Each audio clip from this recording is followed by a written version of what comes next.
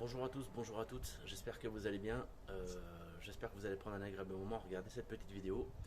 Si t'es pas abonné, je t'invite à t'abonner, enclencher la petite cloche de notification afin d'être prévenu de chaque vidéo qui vont sortir sur la chaîne YouTube. Et aujourd'hui je vais te parler un petit peu de mon histoire. Alors si tu viens d'arriver sur la chaîne, je t'invite à aller voir la toute première vidéo que j'ai mise sur la chaîne YouTube. Et tu peux voir que je suis passé à la télé sur l'émission M6. Sur les arnaques de l'été, donc arnaques de camping-car. Donc il faut savoir que il y a quelques temps de ça, il y a 2 ans et demi, je me suis fait avoir pour un camping-car. J'ai acheté un camping-car 9300 € et il y avait des vis cachées. Donc j'ai lancé une procédure en justice. Je vais vous expliquer ça tout de suite. Donc il faut savoir que vous avez été nombreux à me demander déjà où en est cette histoire sur Facebook. Et donc du coup, je vais vous répondre en vidéo. Alors ce qu'il faut savoir sur cette arnaque, c'est un camping-car que j'ai acheté 9300 €. C'était un Fiat Ducato 2,5 litres turbo diesel équipé en... La cellule, c'était une LMC Liberty. Chouette camping-car, franchement, c'est un Fiat Ducato phase 2, un type J5. Je l'ai encore, donc je vais voir ce que je vais en faire par la suite. Je vais vous expliquer un petit peu le déroulement de cette arnaque. Alors il faut savoir que j'ai acheté ce camping-car là, 9003, je me répète, 9300 € et en finale, c'était une arnaque. C'est-à-dire que quand je l'ai acheté, pour refaire un petit résumé, quand j'ai acheté ce camping-car là, bon, j'ai regardé, voilà, tout paraissait plutôt bien. Il était bien équipé, full LED, franchement sur les ampoules intérieures, tout, il était vraiment bien, même extérieur, l'agencement et tout, c'était vraiment super. C'était avec la capucine. Franchement, un bon petit camping-car qui tourne très très bien, parce que franchement, même là, ça fait un sacré moment qu'il n'a pas tourné. Le dernier coup, j'ai mis un coup de clé, il démarre. Vraiment, le moteur, il n'y a rien à redire là-dessus. Donc ce qu'il faut savoir, c'est que ce camping-car là, moi quand je l'ai eu, déjà sur mon ancienne chaîne YouTube que j'ai supprimée, qui était aussi Nomade en pleine nature, ce qu'il faut savoir, c'est que quand j'ai fait un contrôle volontaire grâce à un ancien abonné que je remercie, je me suis rendu compte que le contrôle du vendeur n'était pas du tout adéquat avec le contrôle technique que j'ai fait le contrôle volontaire. C'était une horreur. Avec le contrôle volontaire, ça n'annule pas le contrôle technique qu'il y a sur le véhicule, mais ça vous dit tout ce qu'il y a sur le véhicule. Il faut savoir que je me suis retrouvé avec 2 pages sur le contrôle technique. C'est énorme. Donc c'est vraiment un truc de fou, c'était abusé. Donc corrosion excessive, pas mal de choses. Il faut savoir que pourquoi j'ai entamé une procédure, tout simplement que quand j'ai ramené le véhicule, quand je suis rentré avec le véhicule, il s'est mis à pleuvoir. J'étais à peu près à une vingtaine de kilomètres de chez moi, donc j'étais assez loin de là où je l'avais acheté. Et il s'est mis à pleuvoir et j'ai de l'eau qui est rentrée à l'intérieur, entre le pare-brise et le joint, on va dire. Et du coup, j'ai fait des photos, j'ai rappelé tout de suite le propriétaire qui n'a pas répondu. Et en finale, je lui ai laissé un SMS. Donc il m'a dit, bon ben c'est rien, faut changer de joint de pare-brise et tout. Donc, bon, je me suis dit, si c'est que ça, c'est pas grave. Et au passage, il m'avait dit aussi de mettre du Sika. Donc voilà, je voulais pas faire n'importe quoi et puis faire un truc crade. Donc j'ai été dans un garage pour faire changer ce joint de pare-brise. Et en final, le joint de pare-brise, c'était pas ça du tout. C'était la baie de pare-brise qui était foutue, qui était vraiment, qui avait été refait, masqué. Donc du coup, j'ai eu un devis, j'en ai eu pour 3200 €, juste faire changer la baie de pare-brise. Donc j'étais abasourdi, hein. Franchement j'étais dégoûté, donc j'ai envoyé ce devis-là au vendeur qui m'a dit ouais c'est une arnaque qui vous a vu arriver et tout bordel, enfin bref. Et du coup, ce qui s'est passé, c'est que j'ai été voir plusieurs autres garages qui m'ont dit exactement la même chose, qui m'ont fait un devis à quelques centaines d'euros près, qui revenait exactement au même. Donc j'ai déposé le camping-car dans un concessionnaire de camping-car et j'ai demandé un check-up complet du camping-car. Et il s'avère que par-dessus, donc hormis la baie de pare-brise, il y a eu pour 2000 € de frais à faire sur le véhicule en général. Donc en finale, ouais, je me suis vraiment pris une douille. Donc j'étais un petit peu dégoûté. Donc je me suis dit, je vais lancer une procédure. Donc j'ai lancé une procédure avec litige.fr. Donc litige.fr, pour ceux qui ne connaissent pas, c'est un organisme qui est vraiment très très bien et qui travaille avec Julien Courbet. Et franchement, c'est le top. Donc du coup, j'ai renvoyé les autres devis donc au propriétaire qui n'a rien voulu savoir et du coup m'a dit bah écoutez mettez du Sika, il n'y en a pas pour autant, machin, ça se refait, il m'a envoyé des photos de personnes qui refaisaient ça comme ça sur des photos qu'il a prises sur internet. Donc bon c'est bien mais voilà je voulais pas faire n'importe quoi. Donc j'ai lancé une procédure. Donc la procédure donc auprès de litige.fr, j'ai payé la procédure 2000 euros, donc du moins à peine moins, mais 2 fois 999 euros j'ai payé. Par contre ceux qui s'occupent de tout, ceux qui font venir l'expert, ceux qui font vraiment tout, vous leur donnez les photos que vous avez, vous décrivez ce qui se passe et tout le bordel, et ceux qui font tout, ils connaissent vraiment tous les textes de loi et tout le bordel. Franchement, ils sont vraiment super. Donc j'ai attendu, hein, donc il y a eu des lettres recommandées et tout le bordel. La personne n'a répondu à aucune lettre recommandée. Ce qu'il faut savoir, c'est que après je suis passé au tribunal, je suis arrivé au tribunal donc à 1h30 de chez moi, et eh bien j'étais tout seul. Le vendeur n'était pas là, donc il a fallu que j'attende après. Donc ça c'était au mois de ça devait être en décembre je crois si je me trompe pas, et il a fallu que j'attende jusqu'en février. Une fois que j'ai eu la réponse de février, donc ils ont demandé l'annulation de la vente et tout le bordel, il a fallu que j'attende 15 jours pour le non-appel. Donc c'est-à-dire qu'il a 15 jours pour faire appel à cette décision. Donc chose qu'il n'a pas faite. Du coup donc j'ai gagné la procédure. Donc j'ai entamé les démarches pour me faire payer.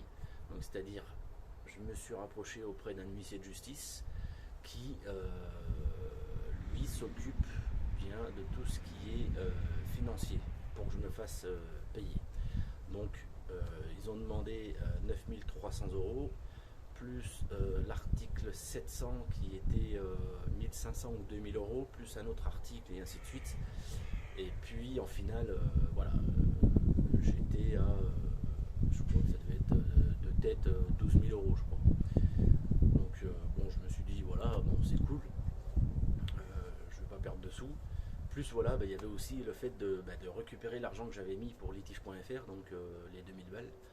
Donc 11 007 plus 7, 8, 9, 10, donc ouais, peut-être même voir 14 000 même. 11, 12 ou 13 000, je sais plus, bon enfin bref. Et donc du coup, le temps passe, un an s'écoule. Un an s'écoule, 1 an et demi, 2 ans, et toujours rien, toujours pas de paiement, quasiment pas. Il y a eu des saisies, mais il n'y a pas eu de vente. Alors je pense aussi que l'huissier n'a pas fait vraiment son travail correctement. En plus l'huissier, désolé du terme, mais une vraie conne. Quand je dis une vraie conne, c'est dans le sens où quand je l'appelais, limite je la faisais chier. Parlait limite mal, donc ça déjà j'ai pas apprécié, je lui ferai pas de la pub. Et du coup des nouvelles du vendeur. Donc j'ai l'huissier qui m'appelle et qui me dit voilà, il propose de donner 4000 euros et 500 euros par mois. Alors là je me suis dit 4000 euros et 500 euros par mois. Ce qu'il faut savoir, c'est que le premier à se faire payer, c'est l'huissier de justice, c'est le premier qui se paye. Et ensuite, vous faites payer. Le souci, c'est que fallait attendre encore plus de 2 ans pour me faire payer la totalité, voire 2 ans et demi même. Pourquoi? Parce que 500 euros par mois, au total, la dette s'était élevée à 17 000 euros. Avec les frais d'huissier, tout le bordel, avec l'attente et tout, le retard et tout, les frais de gardiennage parce qu'il s'était fait saisir des véhicules et tout. Donc c'était monté à 16 000 même. 16 000, 16-17 000. Donc une horreur. Donc j'ai carrément dit à Lucie en lui disant, bah écoutez, là il y en a pour plus de 2 ans et demi, puis s'il paye pas, si un mois il paye pas ou un truc, bah, elle me dit si après il commence à payer et puis qu'après il arrête de payer, il faut relancer une procédure et tout le bordel, donc ça va coûter des frais. Je me suis dit c'est une affaire qui va jamais se terminer. Franchement, je me suis dit c'est une horreur. C'est une horreur. Euh, je me suis dit ça va jamais se stopper. Donc j'ai pris la décision, avec du recul, j'ai pris la décision d'annuler la procédure. Je me suis dit stop, parce que j'avais reçu une lettre de son avocat et tout. Pardon. Donc je me suis dit ça va être une galère. Bon, de toute façon, moi j'avais gagné la procédure, donc je m'en foutais un petit peu, mais je me suis dit c'est bon, attendre, moi j'ai une vie. Hein. Donc j'ai contacté son avocat, je lui ai dit bah écoutez, moi je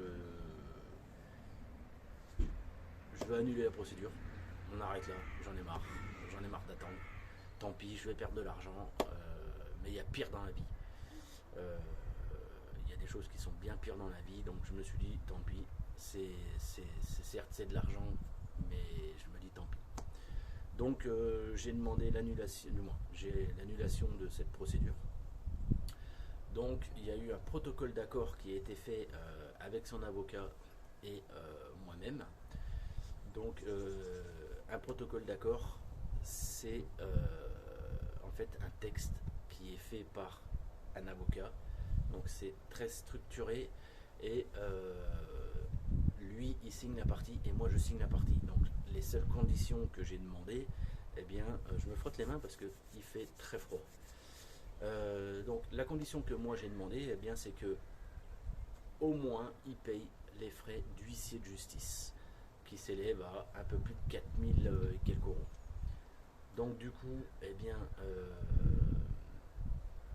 j'ai proposé à ce qu'il paye lui les frais de huissier de justice et on en reste là. Donc c'est sûr que c'est quand même plus avantageux pour lui parce que au lieu de donner 16 ou 17 000 euros, eh bien il a que 4 ou 4 000 et quelques euros à donner. Alors, c'est sûr que c'est beaucoup plus avantageux pour lui. Donc il a tout de suite accepté. Et puis moi du coup je garde le camping-car et j'en ferai ce que j'en veux. Donc voilà. Donc il a signé, j'ai signé. La procédure, bon, s'arrête là, j'attends le papier encore. Mais la procédure s'arrête là. Et puis voilà, cette affaire est close. Et du coup, eh bien, lui il continue sa vie, moi je continue la mienne et puis on passe à autre chose. Voilà. Donc du coup, ce qu'il faut savoir, c'est que là, le fait que lui il a signé, j'ai signé, au moins comme ça, on est tranquille, on est dégagé de tout problème.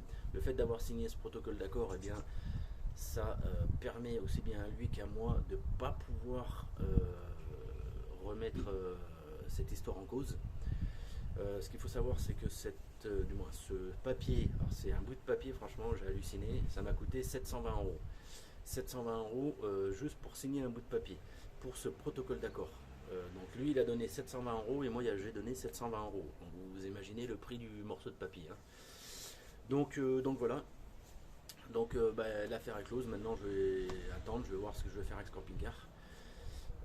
Qu'est-ce que je voulais dire, ce qu'il faut savoir aussi, donc très important, moi c'est vraiment les conseils que je peux vous donner quand vous achetez un camping-car, c'est vraiment de tout regarder, vraiment tout regarder. Si vous devez passer au moins 3 heures à regarder le camping-car, passez 3 heures à regarder le camping-car. Moi ce que je vous conseille vraiment quand vous achetez un camping-car, eh bien c'est-à-dire que le vendeur va vous le vendre avec un contrôle technique de moins de 6 mois, ça c'est très important, il faut qu'il ait moins de 6 mois le contrôle technique. Eh bien, ce qu'il faut savoir, ça caille un peu, hein, franchement. Ce qu'il faut savoir, c'est que vous êtes dans votre droit. Bon, bien sûr, c'est vous qui payez, donc vous allez payer 85 euros le prix d'un contrôle technique pour un camping-car. Ce qu'il faut savoir, c'est que faites un contrôle volontaire. Le fait de faire un contrôle volontaire, bon, bien sûr, on n'allait pas dans le même centre de contrôle technique où là, lui, il l'a passé, parce que sinon, ça sert à rien. Mais ce qu'il faut savoir, c'est que le fait de faire un contrôle volontaire, eh bien, ça va vous dire tout ce qu'a le camping-car. Et là, vous allez pouvoir comparer les deux contrôles techniques, le sien et le vôtre. Et au moins, à partir de là, vous allez voir si son contrôle technique, c'est un bidouillé, quoi. Parce que moi, ça a été le cas. Moi, le mien a été bidouillé par le contrôleur technique. Normalement, le véhicule n'aurait pas dû passer au contrôle technique. Donc si vous avez regardé un petit peu l'émission sur Zone Interdite sur M6, vous pouvez regarder la diffusion, j'essaierai de vous mettre un lien pour regarder cette émission. Ben, vous allez voir que le véhicule ne passait pas. Je me suis retrouvé avec 2 pages. Lui, il n'y en avait qu'une avec 4 lignes dessus. Donc le camping-car était vraiment nickel hein, à son contrôle technique. Donc faites très attention à ça. Ce qu'il faut savoir, moi ce que je peux vous donner comme conseil, ce qu'il faut savoir c'est que déjà quand vous voyez que la personne vous met vendu en l'état, ça juridiquement ça ne veut rien dire. Oui oui, ça ne veut rien dire. Vendu, la mention vendu en l'état ne veut rien dire sur une carte grise. Juridiquement ça fait rien, c'est rien en fait. C'est juste s'emmerder à écrire vendu en l'état. Comme je dis, juridiquement ça n'a aucun impact.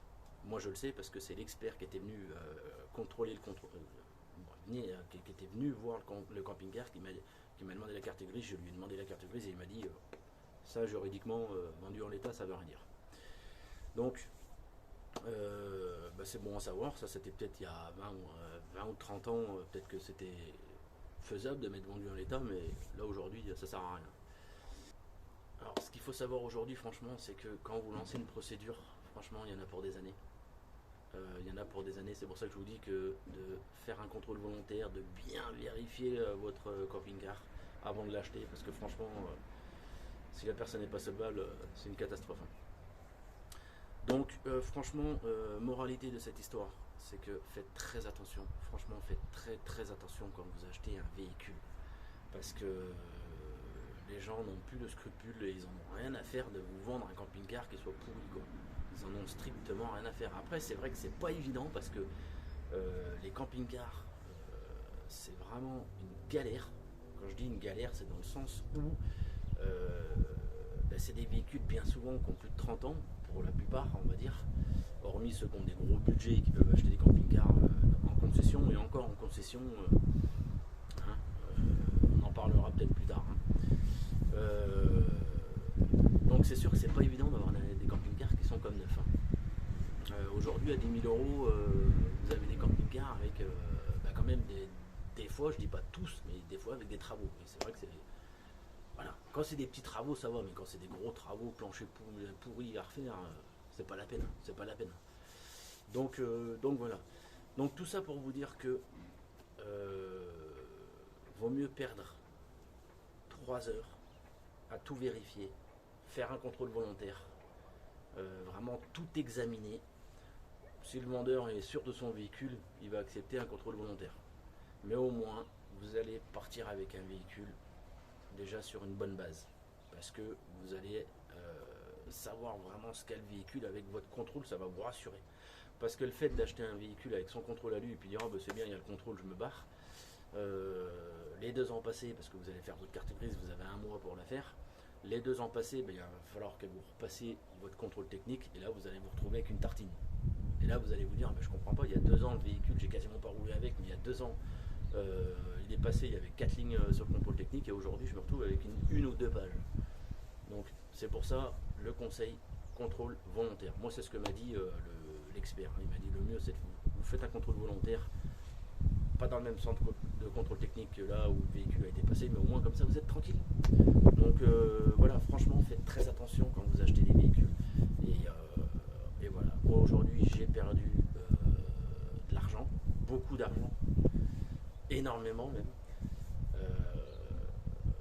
Moralité de tout ça, eh bien maintenant je fais beaucoup plus attention. Là j'ai celui-ci que je viens de racheter. Je vous ferai une petite présentation quand il sera fini, et je vous dirai combien je l'ai acheté. J'ai fait plutôt une très bonne affaire. Il y a les travaux certes, mais voilà, j'ai quand même fait une très bonne affaire. Donc voilà, la vidéo touche à sa fin. Voilà, donc j'espère avoir répondu à peu près correctement à cette histoire. Je vous invite aussi, je vous mettrai un petit lien bien pour l'émission, quand je suis passé sur l'émission Zone Interdite sur M6.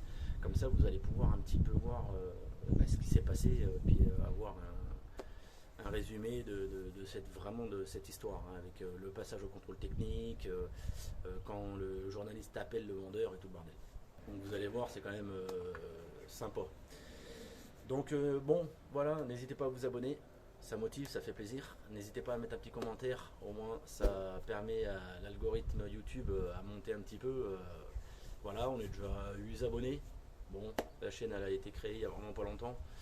Donc bon, ben, c'est sympa, hein, ça arrive progressivement. Bon, il faut que bien sûr, à plus il y aura de likes, à plus il y aura de commentaires, bien plus l'algorithme YouTube va mettre en avant eh bien, mes vidéos et puis ma chaîne YouTube. Donc voilà, j'espère vraiment pouvoir vous partager des bons moments sur cette chaîne YouTube. Et puis j'espère que vous allez passer vraiment des agréables moments à regarder mes vidéos, que ce soit de bricolage, de voyage, de plein de trucs. Voilà, c'est une grosse aventure qui commence et puis voilà. En tout cas, je vous adore tous. Pour tous ceux qui laissent un petit commentaire et puis grosse dédicace eh bien, à mes deux amis qui sont vraiment fidèles, Chris qui est toujours présent franchement depuis ma première chaîne YouTube et sur celle-ci et à chaque fois qui a toujours pris des nouvelles et tout et franchement ben, je te remercie eh bien, de prendre d'avoir pris des nouvelles et d'être fidèle. Si tout le monde serait comme toi, ben, je pense que on serait dans un monde meilleur, je pense. Donc vraiment, je te remercie du fond du cœur. Donc voilà. Et les aventures vont continuer. Petite dédicace aussi à Christophe, qui est pareil, un abonné fidèle, qui était déjà sur la première chaîne YouTube et qui est également eh bien, sur cette nouvelle chaîne YouTube. Vraiment, merci Christophe d'être présent aussi, de prendre des nouvelles. C'est vraiment sympa. Donc cette petite vidéo eh bien, vous est vraiment dédicacée à vous deux. Je vous dis à très bientôt, prenez soin de vous et puis restez connectés pour l'aventure. Je vous dis à très bientôt et prenez soin de vous. Ciao ciao.